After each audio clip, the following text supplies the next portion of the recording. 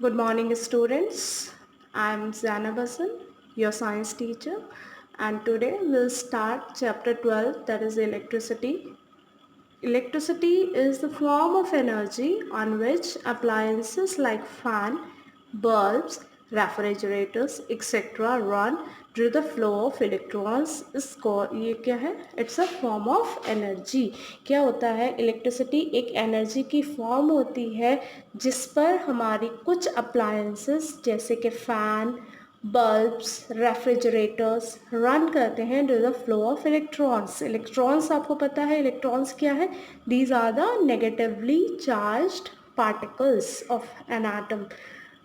तो ये जो इलेक्ट्रॉन्स का फ्लो होता है इसी से एक एनर्जी डेवलप होती है and that energy is termed as electricity. तो इलेक्ट्रिसिटी को पढ़ने के लिए सबसे पहले we will talk about the electric current. Current आपने सुना ही होगा. इलेक्ट्रिक करंट क्या है? यहाँ पर electric current is the flow of charge per second. Flow of charge per second. Charge आपको पता ही है, positive negative these are the charges, और जो चीज़ न्यूट्रल होती है they are not having any charge.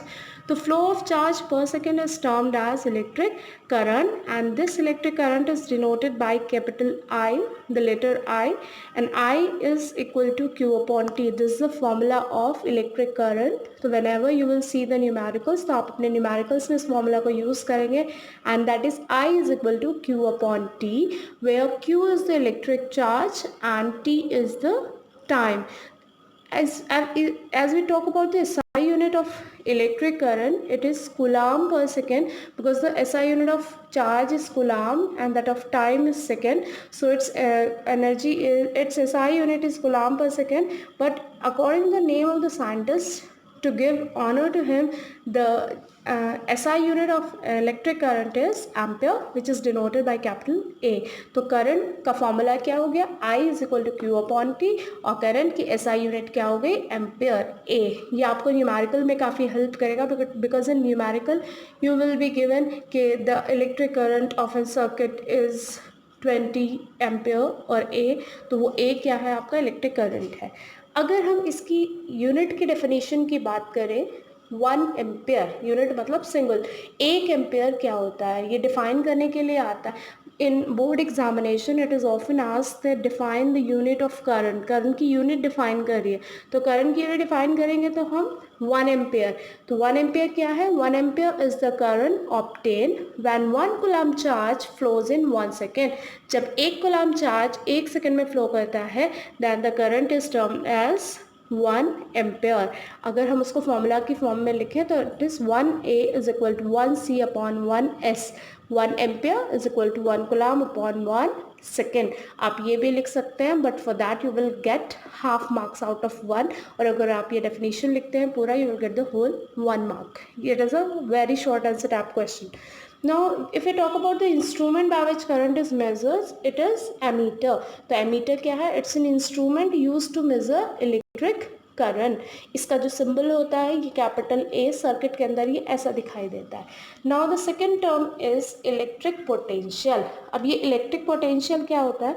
Electric potential is the work done to bring unit positive charge from infinity to a point is called electric potential.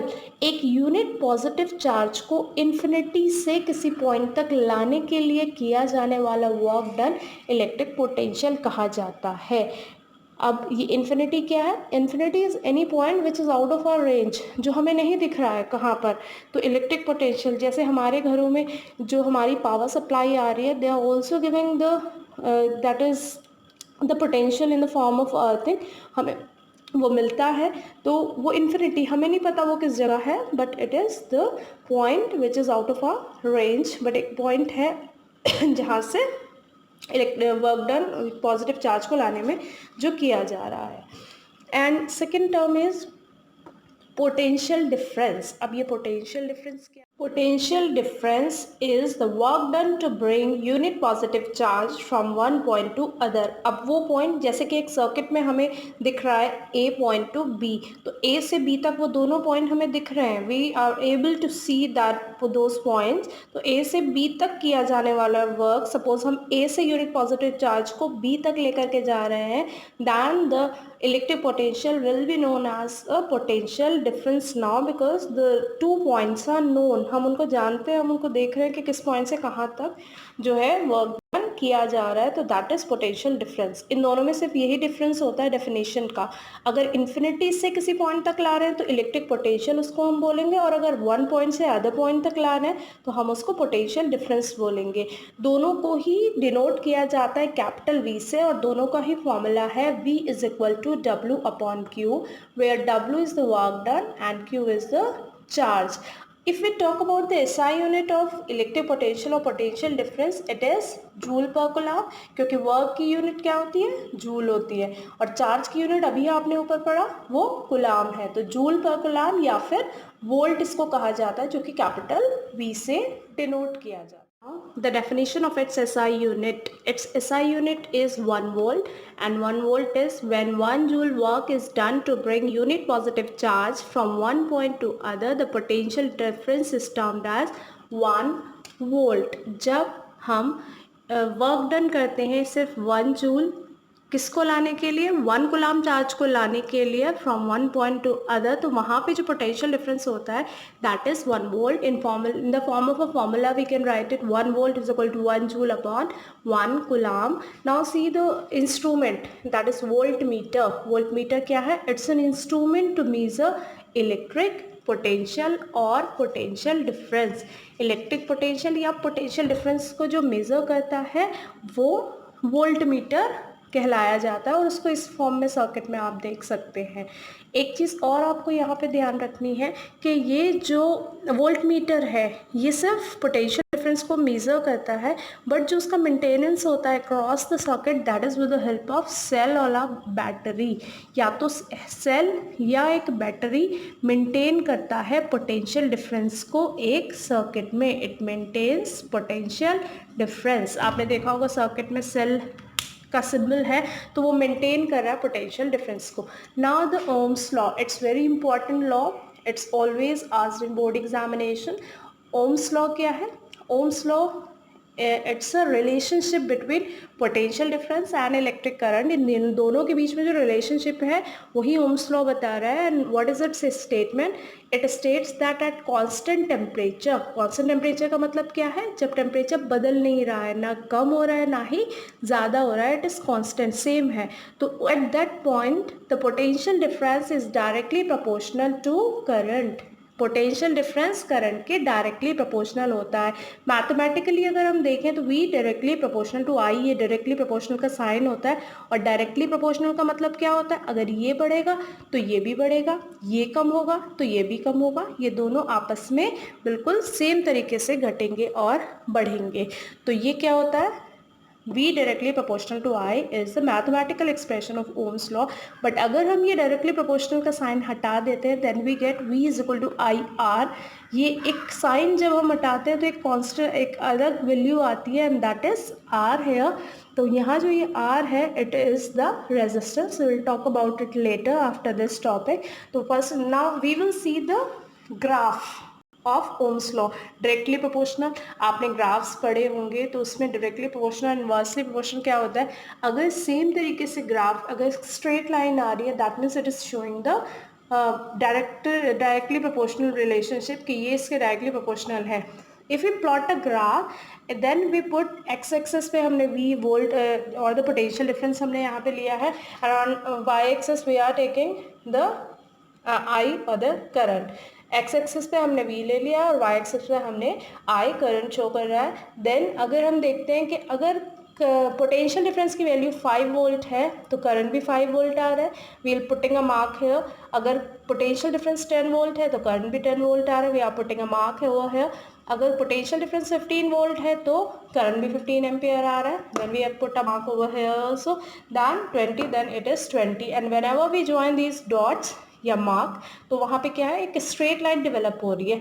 ये क्या show कर रही है कि ये डायरेक्टली प्रोपोर्शनल है, क्योंकि फिजिक्स में अगर ग्राफ आपका डायरेक्टली स्ट्रेट लाइन आ रहा है तो it is showing the directly proportional relationship. ऐसी डिवाइसेस जो ओम्स लॉ को फॉलो करती हैं उन्हें ओमिक डिवाइसेस कहा जाता है। जहाँ पे करंट चेंज नहीं हो रहा है जल्दी से तो वो ओमिक डिवाइसेस हैं, जहाँ पे टेम्परेचर नहीं बढ़ रहा है।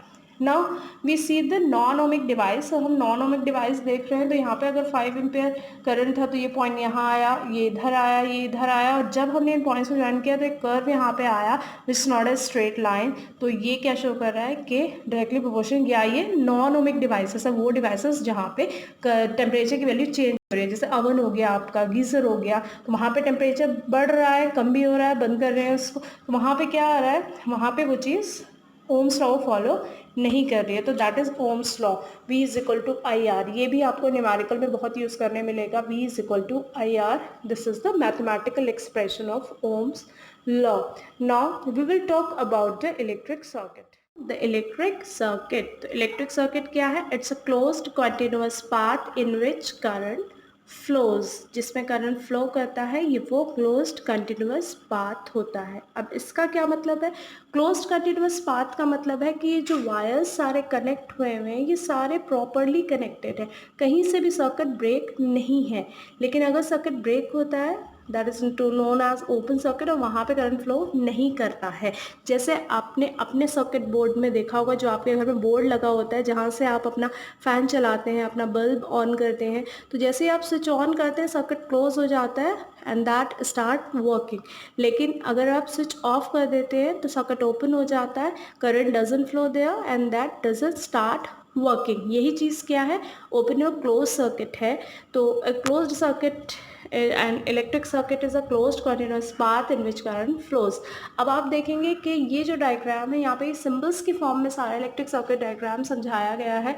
इसमें जो जिगजैग पोर्शन है that is related to the resistor या कोई भी डिवाइस। ये V वोल्ट मीटर का सिंबल आप पढ़ चुके हैं, A for the ammeter, this is for the key और द स्विच। जब ये स्विच ऑन होता है तो यहाँ डॉट होता है, और जब ये स्विच ऑफ होता है यहाँ पे डॉट प्रेजेंट नहीं होता है। ये सेल का सिंबल है, बैटरी, अगर ज़्यादा सेल्स लगे हुए हैं, group of cell is known as a battery, तो वहाँ बैटरी लगी होगी। This is a closed circuit and this is an open circuit. यहाँ पे जो आपको बात ध्यान रखनी है वो इसके दीज टर्मिनल्स, नेगेटिव टर्मिनल, यहाँ पे सेल का नेगेटिव टर्मिनल ही एमीटर का होना चाहिए या वाइस यहाँ, लेकिन जो वोल्ट मीटर है and ammeter they should be opposite, वो ऑपोजिट होने चाहिए। जो एमीटर का पॉजिटिव टर्मिनल है that should be connected to the negative terminal of the voltmeter. कभी कभी ये सर्किट भी करेक्ट होने के लिए आ जाते हैं, ठीक। Now this is close circuit, this is open circuit. For that you have to remember the symbols. आपको ये कुछ सिंबल्स हैं वो याद रखने पड़ेंगे, जिसमें जैसे कि सेल का सिंबल है, छोटे टर्मिनल को नेगेटिव, बड़े टर्मिनल को पॉजिटिव दिया गया है। This is symbol of battery जहाँ पे सेल ज्वाइन कर दिए गए हैं 3। This is a symbol of electric bulb, this is a symbol of ammeter, voltmeter, resistor, rheostat. Rheostat क्या है, वेरिएबल रेजिस्टेंस, जब आप रेजिस्टेंस को चेंज कर रहे हैं दैट इज द रियोस्टेट। अब जो हमारा ओम्स लॉ आया था V is equal to I R, वहाँ पे हमने पढ़ा था R और द रेजिस्टेंस। अब ये रेजिस्टेंस क्या है, resistance is the property of a conductor to oppose or resist a flow of charge. कि भाई जो फ्लो ऑफ चार्ज है उसको रोकने की कितना कैपेसिटी है उसके अंदर, वो जो होगा वो रेजिस्टेंस कहलाया जाएगा। आपने देखा है कि मेटल्स में करंट अच्छे से फ्लो करता है, मतलब उनका रेजिस्टेंस बहुत कम है, तो इसीलिए आसानी से अपोजिशन कम मिलता है करंट को और आसानी से फ्लो कर जाता है। जो हमारे इंसुलेटर्स होते हैं वहाँ पे क्या होता है, रेजिस्टेंस बहुत ज़्यादा होता है तो करंट फ्लो नहीं कर पाता है, क्योंकि रेजिस्टेंस क्या है, अपोजिशन एक मिल रही है करंट को। तो जहाँ ज़्यादा अपोजिशन मिलेगी वहाँ पे वो वर्क नहीं करेगा, और जहाँ कम अपोजिशन मिलेगी द करंट विल फ्लो। तो the resistance of the conductors or the metals is very low. Now the SI unit, its formula, the formula of resistance is R is equal to V upon I, where V is the potential difference and I is the current and R is resistance. It is derived from the Ohm's law, that is V is equal to IR. वहीं से हमने लिया, यहाँ से हमने R की value निकाली, it became V upon I. SI unit की अगर हम बात करें तो it may be volt per ampere or ohm. According the name of the scientist it is ohm and the symbol is this. तो ये रेजिस्टेंस की SI यूनिट है. अगर हम इसकी डेफिनेशन की बात करें 1 ओम, तो 1 ओम क्या है? It is the resistance offered when 1 ampere current is obtain on applying 1 volt potential difference. जब 1 वोल्ट पोटेंशियल डिफरेंस अप्लाई करने पे जो करंट की वैल्यू 1 एम्पियर आ रही है, देन द रेजिस्टेंस इज 1 ओम. उस कंडक्टर का रेजिस्टेंस 1 ओम है. फॉर्मूले में हम देखें तो 1 ohm is equal to 1 volt upon 1 ampere. Now rest part will continue in our next video. Till then revise this. Bye.